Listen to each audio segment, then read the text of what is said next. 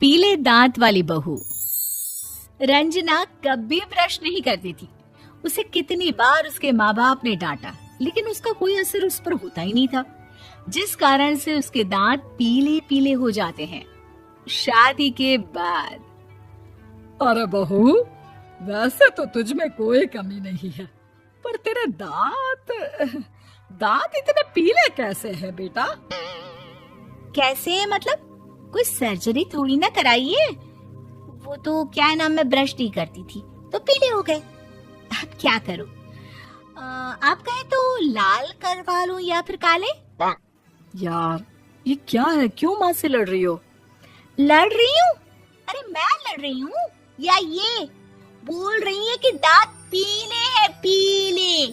अरे तपस्या थोड़ी ना की है इन्हें पीले करने के लिए। बकायदा ब्रश नहीं किया है 20 साल तक, तब जाकर। छी, कैसी बात कर रही हो? ये उस वक्त तो पीले नहीं थे जब हम लोग तुम्हें देखने आए थे। अरे तब साफ करवा लिया होगा डेंटिस्ट के पास जाकर। अब देखो कैसे पीले पीले लग रहे हैं। रंजना सास की तरफ गुस्से से देखती है। फिर शुरू हो गई पीले पीले पीले। अरे पीले तो तब भी थे जब मेरे हाथ का रसगुल्ला उड़ा उड़ा कर खा रही थी और बोल रही थी, लड़की नहीं गुणों का खजाना दे रहे भाई साहब आप। खैर, अब वो लोग करते भी तो क्या करते, पीले दांत वाली बहू पल्ले पड़ी थी तो झेलना तो था ही। एक दिन कीर्तन में रंजना गाना गा रही थी। अरे कमला बहन, माँ का द्वार है, यहाँ तो सब शुद्ध होकर आते हैं, फिर अपनी बहू को ब्रश भी नहीं करवाती तुम। दूर से पीले पीले दांत भक्ति में बाधा उत्पन्न कर रहे हैं। अरे कोई 2 साल के बच्चे थोड़ी ना लेकर आई हूँ मैं बहू बनाकर। अच्छी खासी लड़की है, अरे कैसे करवाऊं ब्रश? ये तो उसे खुद करना चाहिए ना। अब माँ बाप तो इसके जैसे तैसे निपटा दिए, ये नहीं सोचा कि सास कैसे संभालेगी। सास बहू को लेकर घर आ जाती है, लेकिन सोच लेती है कि अब इसे लेकर कहीं नहीं जाएगी। अगले रोज बहू कहती है, अरे क्या हो गया, मंदिर नहीं जाना क्या? कीर्तन का वक्त हो रहा है। मेरी मधुर वाणी से कान्हा जी जागते हैं और सोते हैं। आप तो जानती है ना उनकी भक्ति में कितना मन लगता है मेरा। वो क्या है ना, तबीयत ठीक नहीं लग रही है मेरी, आराम करूंगी मैं। तबीयत ठीक नहीं लग रही? अभी तो मिथुन के गाने पर नाच रही थी आप, और अब बोल रही है कि तबीयत ठीक नहीं लग रही। अरे भक्ति में मन लगा लो सासू माँ, ऊपर जाना है, क्या मुंह दिखाओगी आप? हाँ? सास को बहू की बात पर गुस्सा आ जाता है। मैं क्या मुंह दिखाऊंगी, इसकी चिंता तो ना कर, समझी? अपने मुंह की चिंता कर, जो ये पीले पीले दांत लेकर हर जगह पहुंच जाती है। पता है लोग कितना मजाक बनाते हैं। ना जी ना, मैं नहीं जाना कहीं तेरे साथ। तो ये बात है। कोई ना, मत जाओ, मैं अपने कमरे में ही बैठकर भक्ति कर लूंगी। ऊपर वाला दांत थोड़ी ना देखता है, मन देखता है, भावना देखता है। और अरे बस बस, तू सब कुछ दिखा, बस ये सफेद चमकदार दांत ना दिखाना किसी को, है? जा यहाँ से। बहू को सास की बात का कोई फर्क नहीं पड़ता, वो तो जैसी थी वैसी ही रह जाती है। सुबह नहाकर किचन में खाना बनाना, फिर खाना खाना, कीर्तन भजन करना और सो जाना। एक दिन, माँ जी मैं सहेली के घर जा रही हूँ, शाम को लेट आऊंगी।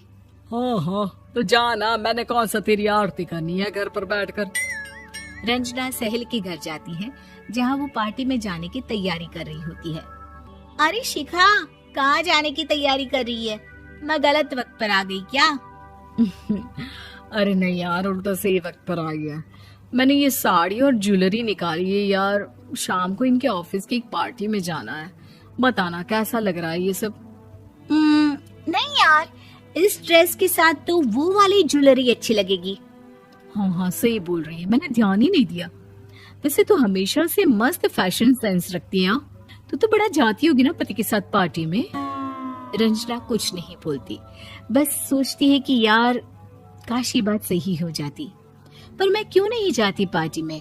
क्या इन लोगों की कोई पार्टी होती नहीं होगी?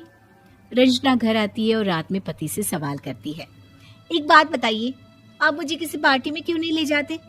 क्या आपकी यहाँ ऑफिस में पार्टी नहीं होती? पति बेचारा क्या कहता कि दांत पीले हैं तुम्हारे इसलिए। अरे कोई पार्टी होती नहीं हम लोगों के ऑफिस में, तो कहाँ से लेकर जाऊं?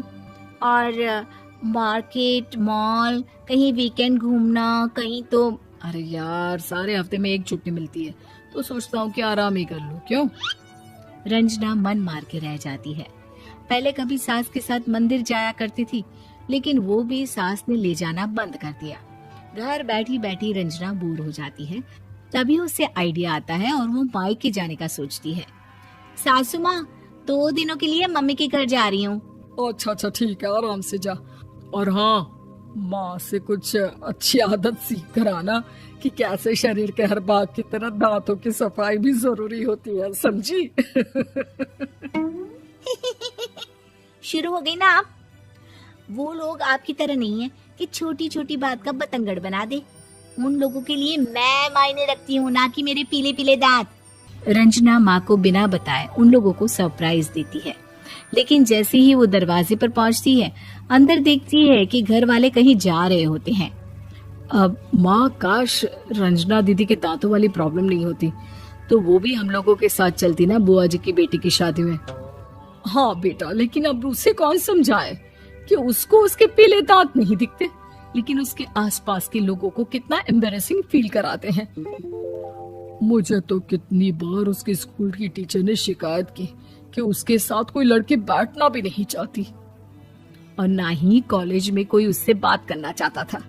लेकिन पता नहीं क्यों उसे ये बात समझ में ही नहीं आती। कोई कमी नहीं है उस लड़की में, बस यही कि दांत पीले हैं। वो तो भला हो जीजा जी और उनकी माँ का, जो दीदी को जैसी है वैसे ही रखा हुआ है। रंजना को अपने घर वालों की बात सुनकर बहुत दुख होता है। वो सोचती है कि वो क्या करे, लेकिन फिर वो सीधा डेंटिस्ट के पास जाती है, अपने दांत चमकाती है और कसम खाती है कि वो रोज ब्रश करेगी। अरे क्या हो गया? तुम तो 2 दिनों के लिए गई थी ना, पर कोई ना, अच्छा है, चलो आ गई तो। रंजना सास के सामने आकर खड़ी हो जाती है और पूरी स्माइल करती है, उसके चमकदार दांतों को दिखाती हुई। हैं? चले मंदिर। माँ, मुझे माफ कर दीजिए, मैंने आप लोगों को बहुत एम्बैरेसिंग फील करवाया। मैं आज से रोज ब्रश करूंगी।